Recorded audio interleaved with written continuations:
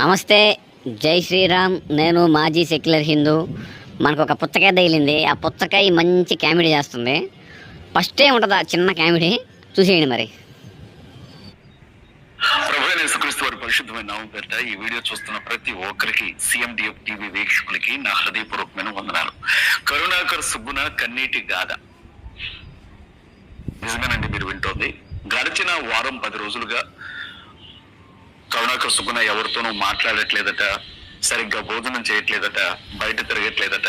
ఒక్కడే గద్దెలుపులు వేసుకొని లోపల కూర్చొని లైట్లు ఆఫ్ చేసుకొని ఆడపిల్ల ఏడ్చినట్లుగా ఏడుస్తున్నాడట. నిజానికి ఈ పనులన్నీ చేసింది మన పుచ్చకాయే. అంటే కృషిపాల్ అనే వ్యక్తి సనాతన ధర్మంలోకి వెళ్ళిపోయాడు అని డౌట్ వచ్చిన తర్వాత తలుపులేసుకొని ఆకలేక నిద్ర పట్టక రోదిస్తూ కన్నీళ్ళు పెట్టుకుంటున్నాడు అన్నమాట. ఇవన్నీ పక్కన వాళ్ళ మీద వేస్తున్నాడు. ఇప్పుడు ఎందుకు వేస్తున్నాడు?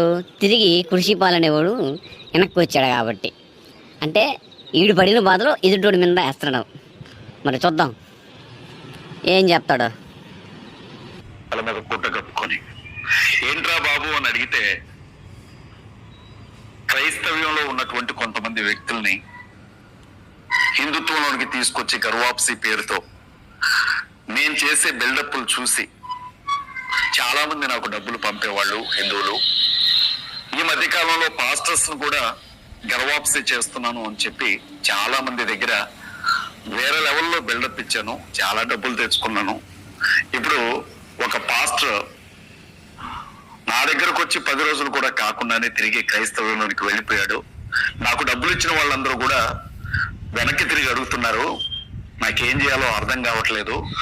వీడిని చూసి మిగిలిన వాళ్ళు కూడా వెళ్ళిపోతే నా పరిస్థితి ఏంటి? నా బొచ్చలో ఎక్కడ రాయబడిద్దో అని భయం వేస్తుంది నాకు అని చెప్తున్నట్ట. అమ్మా పుచ్చకాయే, నీలా భయపడతావు అనుకుంటున్నామ్మా. ఇప్పుడు తలుపులేసి దాముకుంది నువ్వు, అది ఎదుటోళ్ళ మీద అంటే కరుణాకర్ గారి మీద వేసావు. సరే, భయపడాల్సిన మాకు అవసరం ఏమొచ్చిందమ్మా? వాడు వచ్చాడు, తర్వాత ఆయన్ని భయపెట్టారు, ఆడికేదో ప్యాకేజీ ఇచ్చారు, ఆడు వెళ్ళిపోయాడు. అంతేగాని మేమెందుకు భయపడతామమ్మా? ఇప్పుడు పాస్టర్ అనే సత్యబాబు గారు వచ్చినప్పుడు ఈ మింగుడు బాధలన్నీ నువ్వు పడి ఉంటావు కాబట్టి మాకు ఆపాదించేసావు. ఇంతే కదా. సరే మాట్లాడి, ఇంకేం మాట్లాడతా చూద్దాం. గడిచిన ఒక 4-5 రోజులుగా కరుణాకర్ సుబ్బున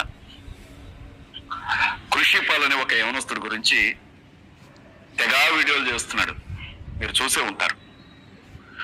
యేసుక్రీస్తు ప్రభువుని నమ్ముకున్న తర్వాత బైబిల్ ట్రైనింగ్ చేసి సేవా పరిచర్లోనికి వచ్చాడట ఆ యవనస్తుడు. మరి అతనికి ఏమనిపించిందో, బైబిల్లో కొన్ని అనుమానాలు ఉన్నాయి, ఆ అనుమానాలు ఎవరు తీర్చట్లేదు అని అనిపించిందంట ఆయనకి. అనుకున్నదే తడువుగా హిందుత్వంలోనికి వెళితే సనాతన ధర్మం నన్ను గుండెలకు అద్దుకుంటుంది అని కరుణాకర్ సుబ్బున గారు చేసిన వీడియోలు చూసి శివశక్తి ఆఫీస్ దగ్గరికి వెళ్ళి గర్వాప్సి అయిపోయాడు ఈ కుర్రాడు కృషిపాల్. చేతిలో ఒక ఫోటో పెట్టి, మెడలో ఒక దండేసి, శాలువ కప్పి, ఏది బలి చేసే మేకకి కానీ మెడలో దండలేసి, తల మీద పసుపు నీళ్లు జల్లి, ముందు డప్పులు కొట్టుకుంటూ తీసుకెళ్తారు కదా బలిచ్చే మేకని, అమ్మవారి ముందు బలిచ్చే మేకని, అట్లా తీసుకొని వెళ్ళాడు కరుణాకర్ సుబ్బున. ఆ తర్వాత కూడా కృషిపాల్ తను చేయగలిగినంత చేశాడు. యేసుక్రీస్తు ప్రభువుని తిట్టాడు, తండ్రి అయిన దేవుని గురించి తిట్టాడు, పరిశుద్ధాత్ముని తిట్టాడు, బైబిల్ గ్రంథం అబద్ధం అన్నాడు, క్రైస్తవులందరూ పాపులు అన్నాడు, యేసుక్రీస్తు ప్రభువు పెద్ద పాపి అన్నాడు. ఇక ఆయన ఇష్టం, ఆయనకి ఏది మాట్లాడాలనుకుంటే అది మాట్లాడాడు. పుట్టినరోజులు గుళ్ళు వెళ్ళాడు, గోపురాలకు వెళ్ళాడు, శివలింగాలకు అభిషేకాలు చేశాడు, ఇష్టం వచ్చినట్లుగా తిరిగాడు. యూట్యూబ్ ఛానల్స్ లో ఇంటర్వ్యూలు ఇచ్చాడు. సాధారణంగా అక్కడ వచ్చిందిరా బాధ. ఏలే, గుడికి వెళ్ళనంత వరకు ఏదో వీడియోలు చేసుకుంటుంటే అందరూ గమ్ముకునే ఉన్నారు పాపం. వాడిని గుడికి వెళ్ళి ఓడి వీడియో పెట్టిన తర్వాత మీకు మింగుడు బల్ల. ఇందాక నువ్వు అన్నవే కరుణాకర్ గారి మీద పడ్డావని, అట్లాగా మీకు కానీ నీకు కానీ మింగుడు పల్ల. ఉరి వీళ్ళు మళ్ళీ సనాతన ధర్మంలోకి వెళ్ళిపోతున్నాడు రా అన్న గుద్ద నొప్పి మీకు చేసింది. అందువల్ల పాపం అతని మీద పడి ఏడిచి వాడిని భయపెట్టి ప్యాకేజీ ఇచ్చి మతం మార్చుకున్నారు మళ్ళా. అది మీరు చేసిన పని. ఒకరోజు యేసుక్రీస్తు ప్రభు నాకు దర్శనం ఇచ్చాడు.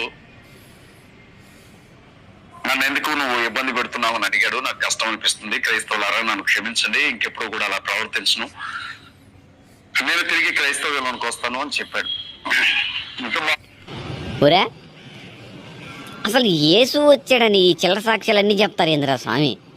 ఇప్పుడు నిజంగా యేసు వచ్చిండుంటే, ఒకవేళ మళ్ళీ మళ్ళీ వస్తున్నాడా అని చెప్పేసి మీరందరిలో కానీ ఊహించుకొని నిజంగా జరిగి ఉండుంటే, ఇప్పుడు సీసీ కెమెరాలు ఉన్నాయి, అవన్నీ ఏర్పాటు చేసుకొని పేదన పెట్టి ఆ పేదనలో రప్పించుకొని ఇదిగో మా యేసు వచ్చిపోయాడని చూపిరా. రే, చిల్లర సాక్ష్యాలు చెప్పుకోవడమేనా మీ బతుకు? అసలు దైవము అని అంటే అసలు మనిషికి కనపడతాడరా? రే, దేవుడు కనిపించాలి అంటే ఊడు ఎంత పుణ్యం చేసుకో ఉండాలరా? నా ఫేస్ చూపించి మాట్లాడితే కనీసం మీకు అర్థం అవుద్ది, కానీ ఎంత చీపుగా ప్రవర్తిస్తున్నారు తెలుసా మీరు? ఎంత చీపుగా. భగవంతుడు కనిపించాలి అంటే ఏం ఆశామాషా విషయం అనుకుంటున్నారా? మీ చిల్లర సాక్ష్యాలకి మీలాంటి విశ్వాసులు అంటే చిల్లర విశ్వాసులు పడిపోతారేమో, కానీ మాలాంటి కట్టర్ హిందువులు కానీ లేకపోతే ప్రశ్నించే హిందువులు కానీ ప్రశ్నించే వాళ్ళు ఎవరైనా సరే ఎవరు పడరా తమ్ముడు. సరే చెప్పు, ఇంకా ఏం చిల్లర చెప్తావు? కృషిపల్ క్రైస్తవానికి తిరిగి వస్తాను అని చేసిన వీడియోనే కరుణాకర్ సుగుణ గొంతులో ఎలక్కాయ పడ్డట్లయింది. అంతకుముందు చెప్పాను కదా, ఈడికి పడింది ఏలక్కాయ. ఏలక్కాయ కాదు, కుంకుడికాయే పడింది గొంతులో. ఎందుకు? వెళ్ళిపోయాడు అని బాధ. ఆ బాధను తిరిగి ఎదుటోడి మీద పెడతానమాట. ఈ క్రైస్తవులు చిల్లర సాక్ష్యాలు చిల్లర మాటలు కామనే కదా. ముందు సత్యబాబు అనే ఒక పాస్టర్ని తీసుకొచ్చాను.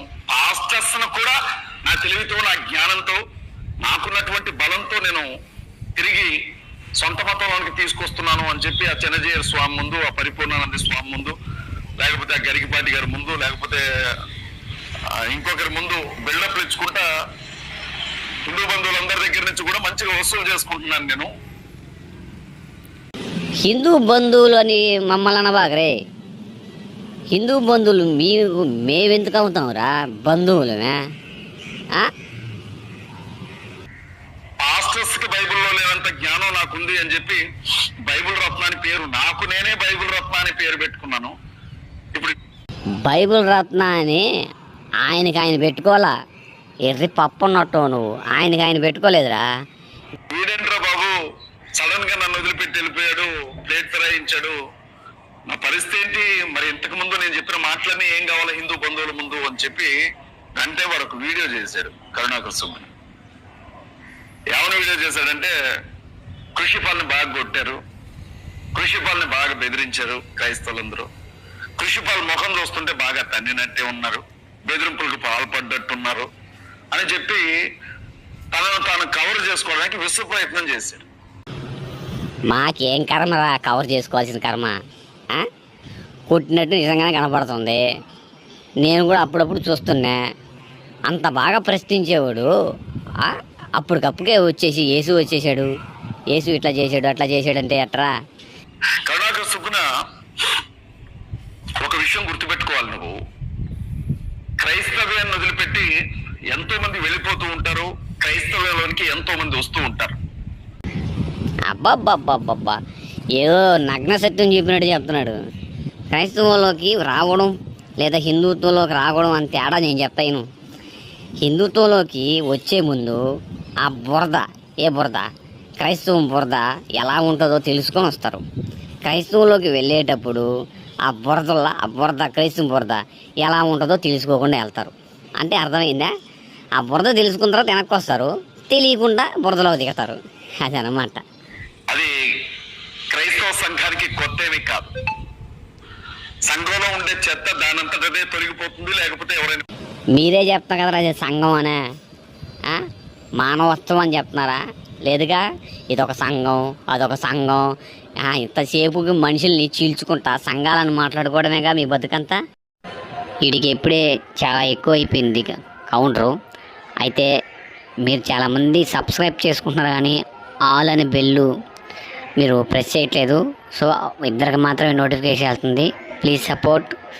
జై శ్రీరామ్, భారత్ మాతాకి జై.